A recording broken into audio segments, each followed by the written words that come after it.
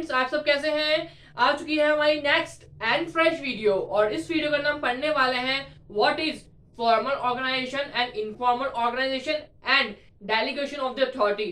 तो दोनों टॉपिक्स बहुत ही इंपॉर्टेंट है एंड बहुत सारी न्यू टर्म्स इसके अंदर इंपॉर्टेंट है।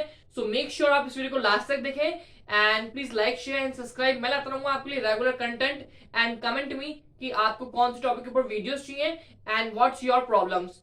मैं ट्राई करूंगा मैं सारा आपको आंसर दे सकूं कमेंट के। एंड तो चलिए शुरू करते हैं।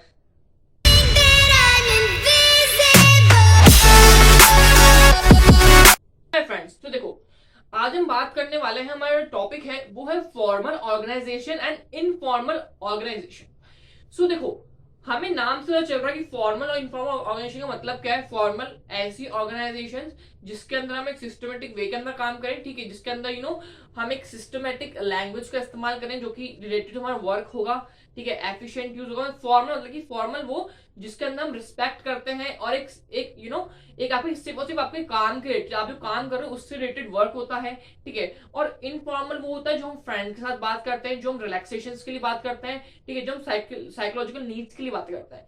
तो पहले तो आपको एक कंफ्यूजन दूर होना चाहिए कि इनफॉर्मल और फॉर्मल में अंतर क्या है। फॉर्मल ऑर्गेनाइजेशन वो ऑर्गेनाइजेशन होती है जिसके अंदर हमारे वर्क के बारे में बात करते हैं, एक डिसिप्लिन एक रिस्पेक्ट होती है, रिस्पेक्ट उसके अंदर होती है, बट उसके अंदर हम जैसे हम फ्रेंड से बात करते हैं तो वो इनफॉर्मल हो गया। तो फॉर फ्रेंड्स है कुछ चिल मारना तो आपने बात कर ली अपने फ्रेंड के साथ, सोशल बातें कर ली। इसके अंदर फॉर्मल के अंदर हम सिर्फ रिलेटेड टू बात करते हैं हमारे वर्क के लिए और कोई बात नहीं होती, ठीक है। इसके और इनफॉर्मल में हम बात करते हैं जैसे कोई सोशल वर्क हो गया, कोई सोशल बात हो गई, साइकोलॉजिकल नीड्स हो गई, आपने ऐसे अपने फ्रेंड के साथ गपशप मार ली, तो वो होती है इनफॉर्मल ऑर्गेनाइजेशन, ठीक है। सो अब हम बात करते हैं कि हमारा पहला टॉपिक है वो है फॉर्मल ऑर्गेनाइजेशन। कि फॉर्मल ऑर्गेनाइजेशन क्या होता है, पहले हम एक बार देखते हैं इसकी फीचर्स, देन आपको समझाता हूँ कि होता क्या है। सो मेक श्योर आप इस वीडियो को लास्ट तक देखें and please like share and subscribe कर दो। और प्लीज यार चलो देखते स्टार्ट करते हैं, ठीक है। देखो फीचर्स अगर हम देखेंगे भाई फॉर्मल ऑर्गेनाइजेशन के फीचर्स क्या है, वैसे तो उसकी फीचर्स बहुत कम है, ठीक है, पूछे जा सकते हैं, इंपॉर्टेंट है, बट मेनली जाते हैं यहाँ पे इसके आते हैं कि इंपॉर्टेंस और लिमिटेशंस क्या है, ठीक है। तो पहले हम देखते हैं features. Each individual is sign a specific job, एक इंडिविजुअल का स्पेसिफिक जॉब प्रोवाइड करते हैं। Second point scalar chain of communication in the organisation, ठीक है, सेकंड पॉइंट है। एंड सिस्टमेटिक वर्किंग, और भी इसके दो तीन पॉइंट्स है, मैं लिखे नहीं। तो देखो मेनली फॉर्मल ऑर्गेनाइजेशन के अंदर क्या होता है, सिस्टमेटिक आपको एक जॉब प्रोवाइड करी होती है, ठीक है, ऑप्टिमम यूटिलाइजेशन रिसोर्स होता है, एफिशिएंट यूज होता है, ठीक है। यहाँ बात करी गई है scalar chain of communication in the organisation. Scalar chain of communication का आपको याद होगा तो हमने को बनाया था फॉर्मूला जिसके अंदर हमने ऐसे ऐसे बनाए थे, ठीक है।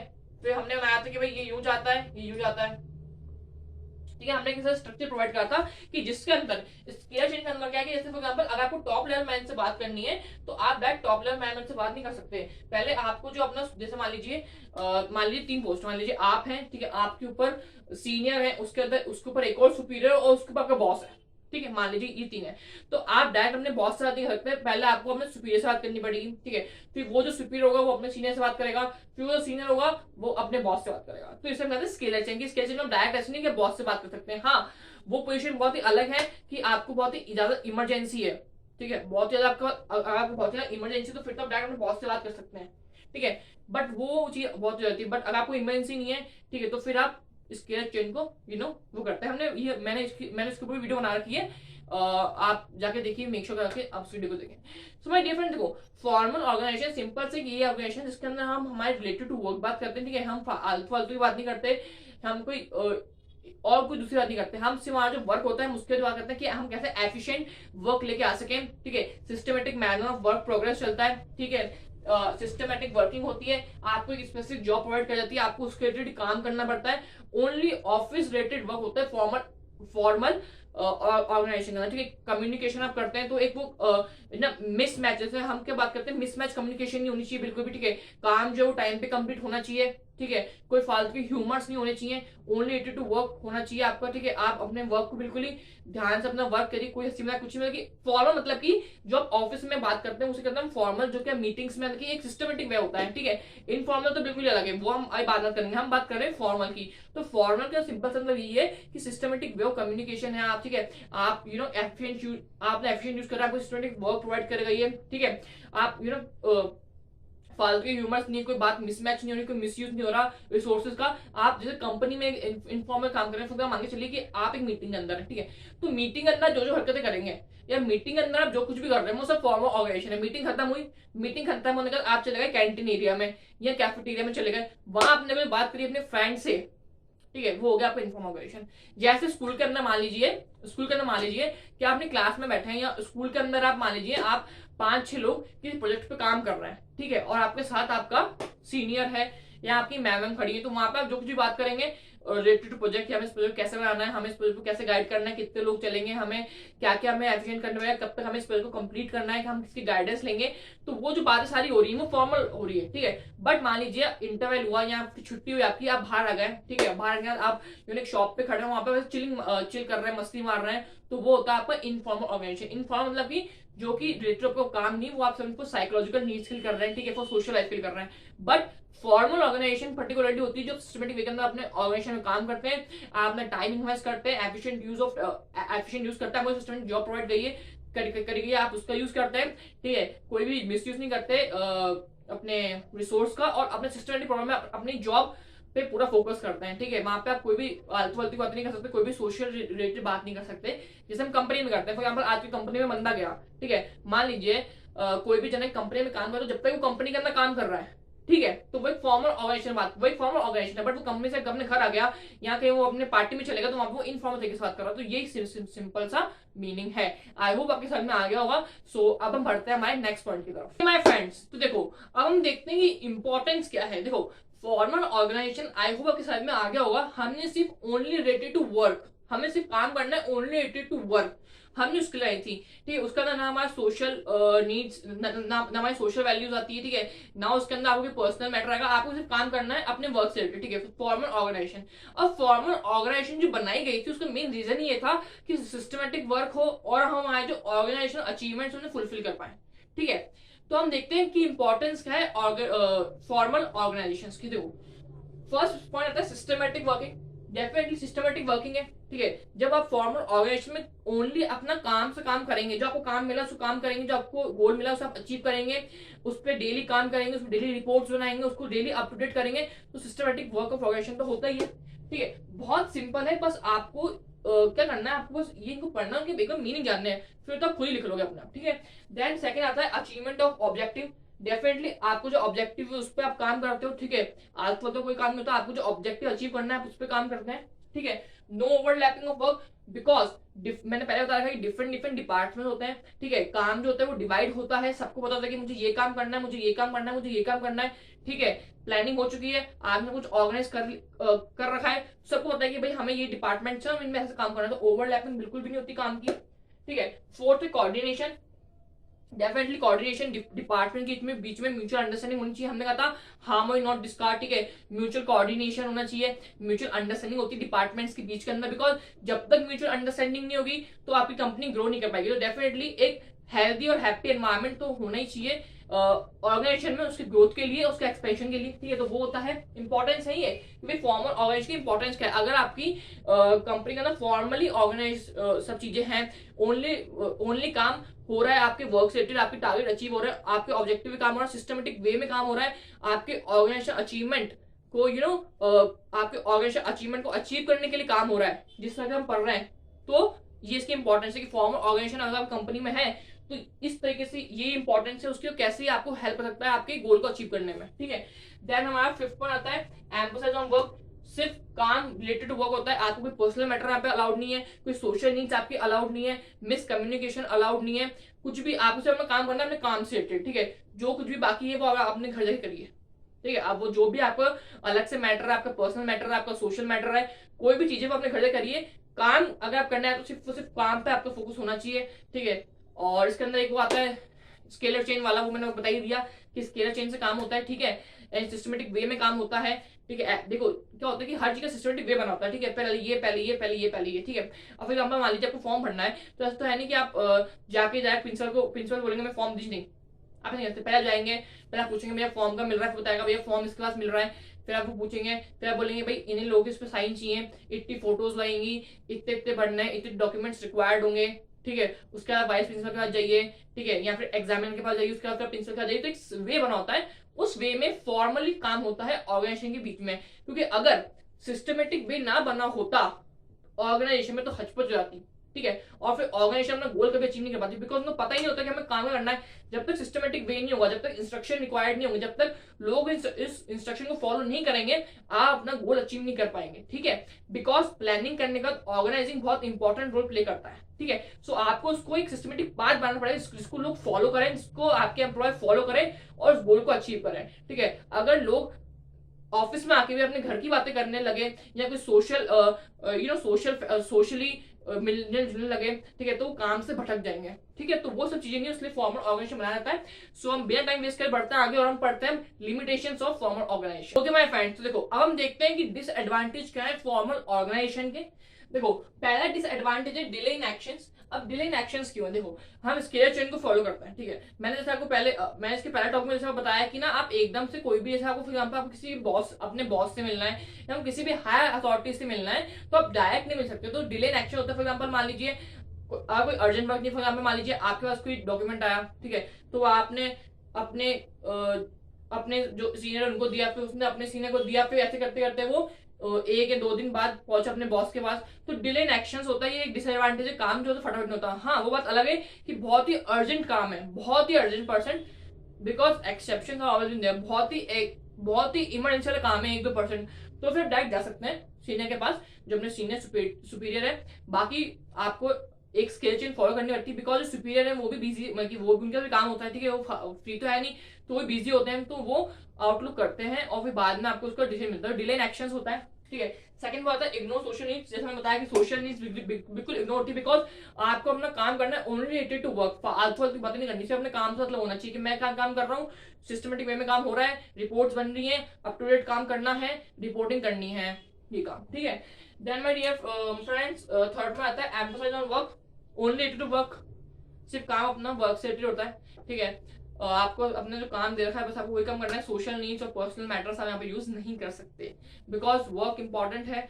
जब तक काम है तब तक आप अपनी सोशल नीड्स और जितनी भी अदर पर्सनल मैटर्स है उनको आप फुलफिल करें। बिकॉज अगर आप सबसे प्रायोरिटी पे होना चाहिए अपना काम, ठीक है, कि सबसे प्रायोरिटी पे हमारा काम है, हमारा वर्क है, उसके बाद फिर सारी चीजें होती हैं। बढ़ते हैं हमारे नेक्स्ट पॉइंट की तरफ। ओके माय फ्रेंड्स, देखो अब हम देखते हैं इनफॉर्मल ऑर्गेनाइजेशन क्या होता है। आई होप आपके अब तक समझ में आ गया होगा कि फॉर्मल ऑर्गेनाइजेशन क्या होता है, जहाँ पे हम काम करते हैं, जहाँ पे हम बात करते हैं ओनली रिलेटेड टू हमारा वर्क। और आपकी ये समझ में आ चुका होगा कि इनफॉर्मल ऑर्गेनाइजेशन क्या होता है, जहाँ आपके अगर फॉर्मल ऑर्गेनाइजेशन समझ में आ गया है। फीचर्स क्या है, देन मैं समझाऊंगा कि ब्रीफ में क्या है।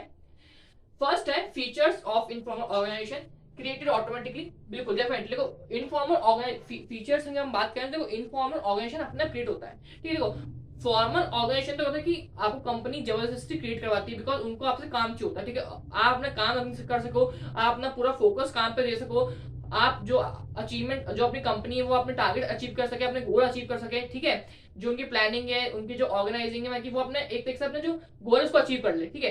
तो जो फॉर्मल ऑर्गेनाइजेशन होती है, जो फॉर्मल होती है वो कंपनी क्रिएट करती है, पर जो इनफॉर्मल चीज होती है ना वो अपने क्रिएट होती है। ऐसा नहीं है कि कंपनी आपको जाके बोलेगी कि हाँ चलो आप दोनों आपस में बातें करो, आप दोनों अपनी सोशल लाइफ एंजॉय करो, आप लोग बाद में जाना पार्टी करना, आप लोग अपने अगर बेस्ट फ्रेंड तो अपने पर्सनल मैटर शेयर करो, ठीक है। ऐसे कंपनी नहीं बोलेगी, ठीक है। जैसे मैं बात करूं, आज आप किसी भी स्कूल में जाते हैं या आप किसी भी कोचिंग में जाते हैं, तो वहां पे क्या होता है, वहां पे जो भाई रूल बनेगा, ये क्लास इतने बजे होगी, ठीक है, ये आपको प्रोजेक्ट कंप्लीट करके लेकर आना है, ये आपका असाइनमेंट है, ठीक है, इतने दिन बाद आपको कॉपी चेक करानी है, ठीक है, इसका टेस्ट है, इसका टेस्ट ये है, ठीक है, ये ड्रेस पहननी है, ये ड्रेस नहीं पहननी, ठीक है, ये टाइमिंग है, टाइमिंग नहीं। तो वो तो कंपनी बनाती है लॉस, कंपनी आती है रूल्स। बट ऐसा तो नहीं कि फ्रेंड्स, आप फ्रेंड्स भी तो बनाते हो अपने, तो फ्रेंड्स तो खुद ही बनते हैं। ऐसा तो नहीं कि फ्रेंड्स आपको कंपनी बोलती है कि फ्रेंड्स बनाओ, या आपका स्कूल बोलता है आप फ्रेंड्स बनाओ।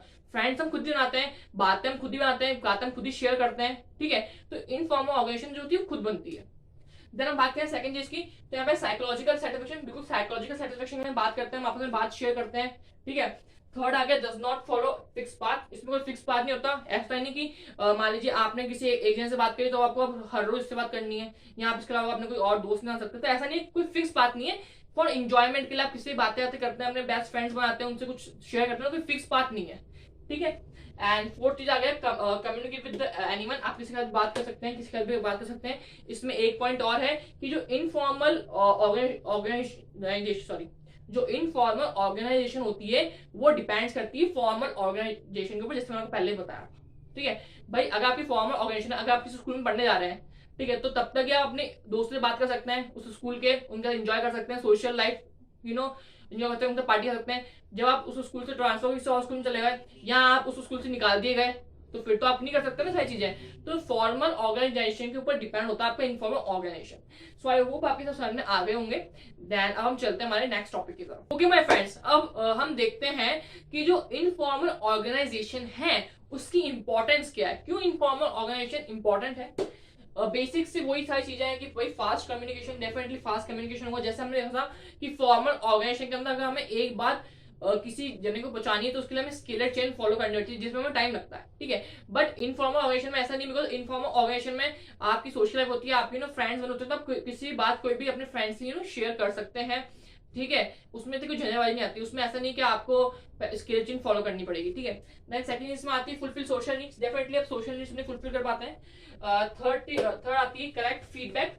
करेक्ट फीडबैक मीन्स एडवांटेज है, इनफॉर्मल ऑर्गेनाइजेशन का एडवांटेज है कि करेक्ट फीडबैक मिलता है। बिकॉज देखो, जब भी आप करेक्ट फीडबैक मीन्स, अगर आपने भी कभी देखा होगा स्कूल्स में कि ऐसे मान लीजिए कि अगर आप कोई भी, आप मान लीजिए 5-6 दोस्त हैं, ठीक है, तो मान लीजिए आपको लग रहा है कि यार ये चीज गलत हो रही है, या ये टीचर सही नहीं पढ़ा रहा, या यार ये जो टाइम टेबल सही नहीं है, तो आप आपस में बात करते हैं, ये नहीं, ये टाइम टेबल सही नहीं है, ठीक है, हमें बताना चाहिए टीचर को, या ये टीचर हमें ढंग से नहीं पढ़ा रहा, हमें इसकी कंप्लेन करनी चाहिए। ठीक है, यहाँ पे यार हमारा इसका कल एग्जाम है, तो मैं कि ये टॉपिक इंपॉर्टेंट है जो सर ने नहीं पढ़ाया, तो हमें बोलना चाहिए कि सर अभी हमें इंपॉर्टेंट टॉपिक है, हमें पढ़ाइए, हमारे आगे काम आएगा, एग्जाम्स में इंपॉर्टेंट टॉपिक है।